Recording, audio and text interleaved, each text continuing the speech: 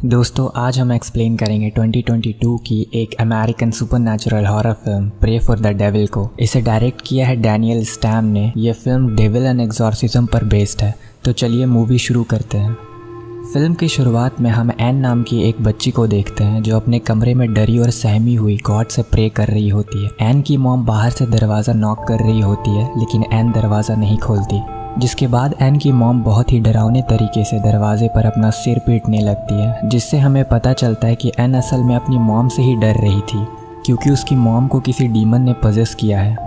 इसके बाद हमें कई साल बाद का समय दिखाया जाता है। अब एन बड़ी हो चुकी है और अब वो एक नन बन चुकी है। फिल्म में बताया जाता है कि शहर के बहुत से लोगों को शैतानी आत्माओं ने काबू में कर लिया है और इसके केस लगातार बढ़ते जा रहे हैं, जिसके चलते शहर के कैथोलिक चर्च ने अपने रिलीजियस स्कूल को एक बार फिर से खोलने का फैसला किया है। ये स्कूल 1835 से चल रहा था, जिसके बाद इसे बंद कर दिया गया था। इस स्कूल में प्राचीन मंत्रों की मदद से शैतानों को काबू में करने की कला सिखाई जाती है, जिसे एक्सॉर्सिज्म कहते हैं। और एन को इस स्कूल में पजेस लोगों की केयर करने के लिए भेजा जाता है। एन भी एक्सॉर्सिज्म सीखना चाहती है लेकिन यहाँ एक्सॉर्सिज्म सिर्फ मेल्स को ही सिखाया जाता है, फीमेल्स को नहीं, जिस वजह से एन को एक्सॉर्सिज्म सिखाने से साफ मना कर दिया जाता है। एन को नेटली नाम की एक 10 साल की छोटी बच्ची का ख्याल रखने की जिम्मेदारी दी जाती है। एन नेटली का खूब ख्याल रखती है, जिस वजह से नेटली भी एन को बहुत पसंद करती है। लेकिन जल्द ही हमें पता चलता है कि नेटली कोई नॉर्मल बच्ची नहीं बल्कि उसे भी डीमन ने पजेस किया है।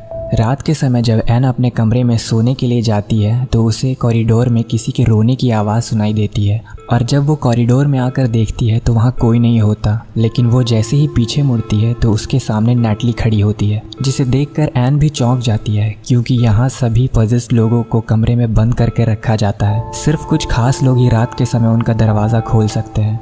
एन नेटली को वापस उसके कमरे तक छोड़कर जब नीचे आ रही होती है तब एन को एक बार फिर से कुछ आवाज़ें सुनाई देती है, लेकिन इस पर वो आवाज़ें एन को कुछ जानी पहचानी लगती, जिसका पीछा करते हुए एन एक हॉल में पहुंच जाती है जहां फादर क्वीन अपने स्टूडेंट्स को एक लड़की की इमेज दिखाकर बता रहे होते हैं इस लड़की पर भी डिमोनिक पोजेशन था, इसलिए इसे भी स्कूल में लाया गया था। लेकिन इस लड़की पर एक्सॉर्सिज्म ने काम नहीं किया और इसकी मौत हो गई। एन को भी एक्सॉर्सिज्म में इंटरेस्ट था, इसलिए वो भी क्लास में बैठ जाती है। फादर बताते हैं कि एक्सॉर्सिज्म को सक्सेसफुल करने के लिए सबसे ज़रूरी है कि हमें गॉड पर पूरी आस्था हो, साथ ही हमें मंत्र भी याद होना बहुत ज़रूरी है क्योंकि शैतानी ताकत और उनके साथी हमें भटकाने की कोशिश करते हैं, जिसके चलते कई बार एक्सॉर्सिज्म परफॉर्म करने वाली की भी मौत हो जाती है। अब अगले दिन एन उस लड़की की फाइल निकालती है जिसके बारे में रात को फादर क्वीन सबको बता रहे थे। इस लड़की की एक ऑडियो फाइल भी होती है जिसमें उसने कहा है एक अजीब सी आवाज़ उसे हमेशा सुनाई देती है। यह सुनने के बाद एन को भी अपना बचपन याद आ जाता है जब उसकी मॉम के ऊपर डेमोनिक पोजेशन था।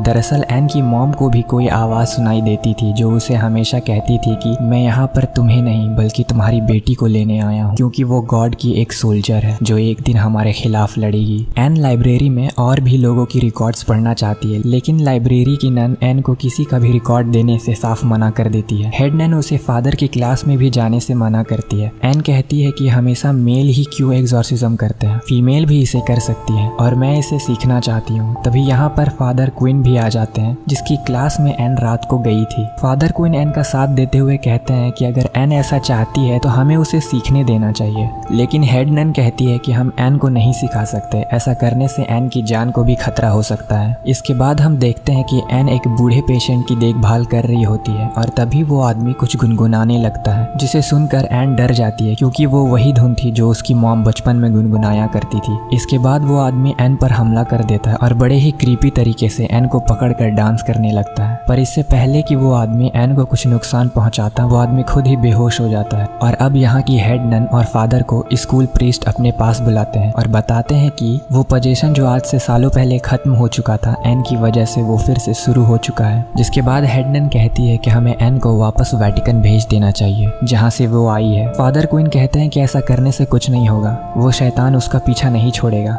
इससे अच्छा तो ये है कि हम एन को भी एक्सॉर्सिज्म सिखाएं क्योंकि वो खुद भी सीखना चाहती है। लेकिन हेड नन इसके फेवर में नहीं होती है क्योंकि यहाँ पर किसी भी फीमेल को एक्सॉर्सिज्म नहीं सिखाया जाता है। लेकिन यहाँ पर प्रीस्ट फादर को सपोर्ट करते हुए कहते हैं कि हम इतना एक्सॉर्सिज्म तो सिखा ही सकते हैं कि वो खुद खुद की हिफाजत कर सके। फादर क्विन भी बताते हैं कि उन्होंने महसूस किया है कि एन का कोई बहुत गहरा कनेक्शन शैतान के साथ है और अब एन भी एग्जॉर्सिज्म की स्पेशल क्लास अटेंड करने लगती है। लेकिन क्लास के दूसरे लोग नहीं चाहते थे कि एन एग्जॉर्सिज्म सीखे। अगले सीन में हम देखते हैं कि सभी स्टूडेंट्स को एक कमरे के पास ले जाया जाता है जिसके अंदर वही नेटली नाम की बच्ची होती है जिसका देखभाल एन कर रही थी। नेटली की हालत अब पहले से बहुत ज्यादा खराब हो चुकी है और शैतान उस पर पूरी तरह हावी हो चुका है। नेटली के ऊपर एग्जॉर्सिज्म परफॉर्म करने के लिए 2 लोग को रूम के अंदर भेजा जाता है। उन लोगों को अपने पास आता देख नेटली बहुत डरावने तरीके से दीवार पर उल्टा चलना शुरू कर देती है। इस रूम का ग्लास ऐसा होता है कि बाहर से अंदर देखा जा सकता है लेकिन अंदर से बाहर का कुछ भी दिखाई नहीं देता, इसलिए सब लोग बाहर से खड़े होकर अंदर देख रहे होते हैं। लेकिन इसके अगले ही पल नेटली ग्लास के सामने आकर खड़ी हो जाती है जिसकी दूसरी ओर एन खड़ी होती है। ऐसा लगता है कि नेटली एन को साफ साफ देख पा रही है। नेटली के अंदर का शैतान एन से कहता है कि मैं तुम्हारे अंदर आना चाहता हूँ, मुझे अपने अंदर आने दो। नेटली की हालत और ज्यादा बिगड़ने लगती है, इसलिए फादर क्वीन कमरे के अंदर आ जाते हैं लेकिन वो शैतान फादर पर भी हमला कर देता है, जिसके बाद एन भी अंदर आ जाती है। एन नेटली से कहती है कि अपने आप को संभालो, जिसे सुनकर नेटली भी एकदम से ठीक हो जाती है। लेकिन इसके कुछ देर बाद ही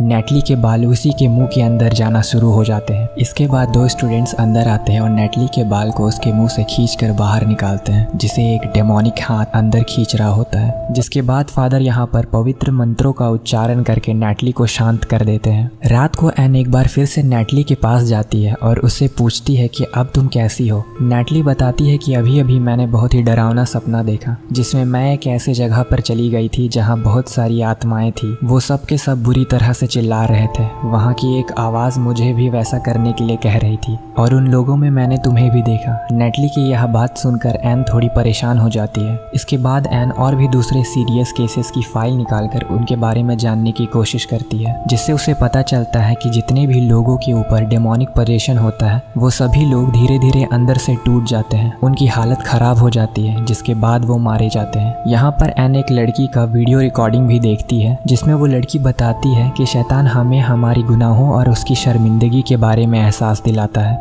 और अपने बुरे कर्मों का एहसास करने के बाद इंसान खुद से हार जाता है और इस तरह शैतान की जीत होती है। और उसके बाद अगर शैतान हमारे अंदर से निकल भी जाए तो हम जिंदगी भर उसी गिल्ट में जीते हैं। ये सब जानने के बाद एन तुरंत फादर क्वीन के पास जाती है और फादर को बताती है कि हमें एग्जॉर्सिज्म के दौरान लोगों को अंदर से मजबूत करना चाहिए, क्योंकि शैतान उनके किए गए गुनाहों और शर्मिंदगी का एहसास दिलाता है जिससे इंसान अंदर से टूट जाते हैं। फादर क्वीन कहते हैं कि अगर ऐसा है तो शैतान ने उस 10 साल की मासूम बच्ची नेटली को क्यों पजेस किया। एक छोटी बच्ची के अंदर किस बात का गिल्ट होगा। एन के पास इस बात का कोई जवाब नहीं होता। एन का एक क्लासमेट डांटे बाहर खड़े होकर एन और फादर की बात सुन रहा होता है और वो एन से कहता है कि मेरी बहन की तबीयत बहुत ज्यादा खराब है, उसे भी किसी शैतान ने पजेस कर लिया है और अब तुम्हें ही मेरी कुछ मदद करनी होगी। जिसके बाद एन डांटे के साथ उसके घर चली जाती है।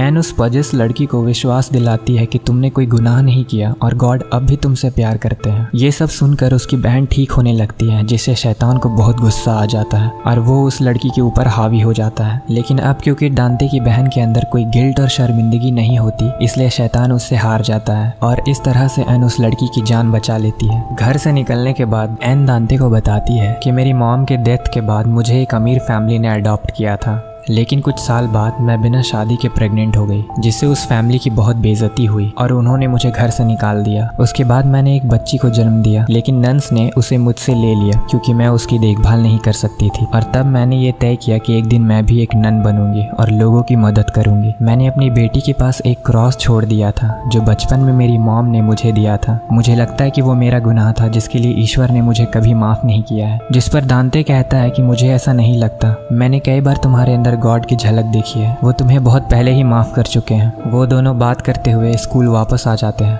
जब एन अपने कमरे में जाती है तो उसके आंख से कुछ अजीब सी चीज निकलती है, लेकिन एन को पता नहीं चलता कि वो चीज क्या है। अगली सुबह एन को स्कूल प्रीस्ट अपने पास बुलाते हैं जहाँ पर और भी लोग होते हैं और प्रीस्ट एन को बताते हैं कि तुमने जो अपनी दोस्त की बहन का एग्जॉर्सिज्म किया था उसके बाद उसने खुद ही अपनी जान ले ली। तुम्हें ऐसा नहीं करना चाहिए था। तुमने अभी एग्जॉर्सिज्म पूरी तरह सीखा नहीं है, ये सब सुनकर एन को बहुत बुरा लगता है और वो कहती है कि मुझसे बहुत बड़ी गलती हो गई और अब उसे वेटिकन वापस भेज दिया जाता है। वेटिकन में एन से मिलने के लिए डॉक्टर पीटर्स आती है जो एन को समझाती है और कहती है कि तुम एक अच्छे इंसान हो, अभी तुम एक बिल्कुल नई राह पर चल रही हो जहां इंसान से गलतियां हो जाती है। डॉक्टर पीटर्स एन को नैटली के बारे में भी बताती है कि नैटली के ऊपर एग्जॉर्सिज्म किया गया था जो पूरी तरह से कामयाब हुआ। अगले दिन एन से मिलने के लिए डांटे आता है और वो एन को बताता है कि जब नैटली को घर ले जाया जा रहा था तब उसके ऊपर एक बार फिर से शैतान हावी हो गया और नैटली पूरी तरह से बेकाबू हो गई और इसके चलते उसने 3 लोगों को भी जान से मार दिया। ये सुनकर एन को बहुत दुख होता है। डांटे एक क्रॉस का लॉकेट देकर कहता है कि नैटली जब पजेस थी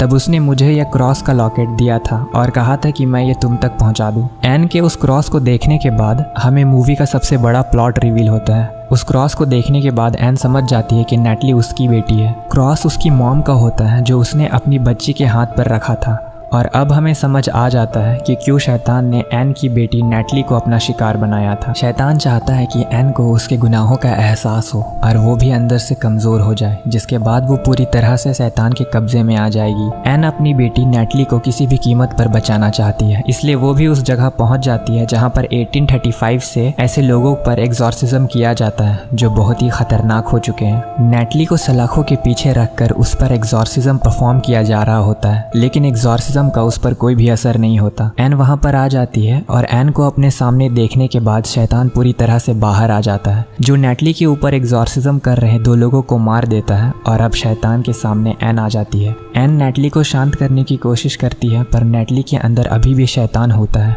नैटली की हालत देखकर एन को समझ आ जाता है कि बचपन में क्यों उसकी माँ ने अपनी जान दे दी थी, क्योंकि वो नहीं चाहती थी कि उसके अंदर का शैतान कभी भी उसकी बेटी के अंदर आए। और अब एन के सामने उसकी बेटी है जिसके अंदर वही शैतान है और एन अपनी बेटी को बचाना चाहती है, इसलिए एन नैटली को बचाने के लिए डीमन को अपने अंदर आने के लिए कहती है, जिसके बाद शैतान उसके अंदर पूरी तरह से हावी हो जाता है। फादर नैटली को उठाकर वहां से किसी सेफ जगह पर ले जाते हैं, लेकिन अब एन पूरी तरह से पजेस हो चुकी है। एन फादर को सलाखों के पीछे कैद कर देती है और नैटली तक पहुंच जाती है और उसे पकड़कर वहां के होली वाटर में डुबाकर मारने लगती है, लेकिन एन ऐसा कर पाती उससे पहले ही एन की मॉम की आत्मा वहां आ जाती है जो हमेशा से एन के साथ रहा करती थी। एन की मॉम उसे एहसास दिलाती है कि वो कौन है और कितने लोगों ने उसे बचाने के लिए खुद को सैक्रिफाइस किया है। ये सब याद आने के बाद एन अपने आप से लड़ना शुरू कर देती है, जिसके बाद एन के पास जो उसका होली क्रॉस होता है उसको पहनकर वो उस होली वाटर में डूब जाती है। होली वाटर में डूब जाने के बाद उसके अंदर का शैतान उसके शरीर से निकल जाता है,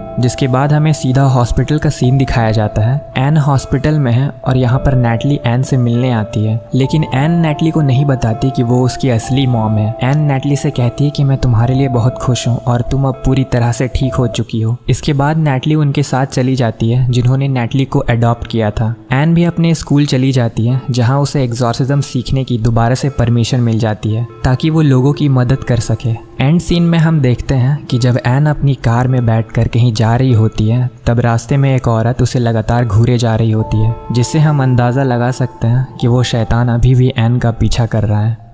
तो दोस्तों, यह मूवी आपको कैसी लगी हमें कमेंट कर ज़रूर बताएं। अगर आपको हमारी एक्सप्लेनेशन पसंद आई हो तो चैनल को सब्सक्राइब ज़रूर कर लें ताकि हम आगे भी आपके लिए ऐसे ही मूवी के एक्सप्लेनेशन लाते रहें।